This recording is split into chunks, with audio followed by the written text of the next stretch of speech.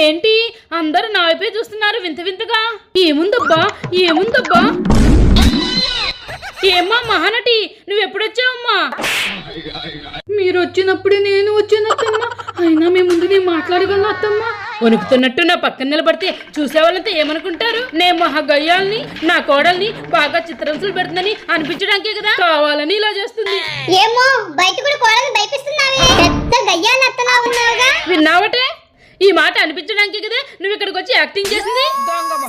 ఉండమ్మా, నేను దానికి భయపడతాను, అది నాకు భయపడుతుందా చూద్దు గాని. ఉండు ఏమే రాని, వెళ్ళి వంట చేయబో. ఏంటి నేను చేసేది వంట? నీ కాలు చేతులు పడిపోయాయా? స్ట్రాంగ్ గా ఉన్నావుగా. నీ కాలు చేతులు పడిపోతే నేను చేస్తాను, నువ్వు స్ట్రాంగ్ గా తిరుగుతున్నప్పుడు నేనెందుకు చేస్తాను? నాకేం అవసరం? చూసావా దాని విశ్వరూపం, అదే దాని అసలు రూపం. అయ్యో, నోట్లో నాలుగు లేని పిల్ల.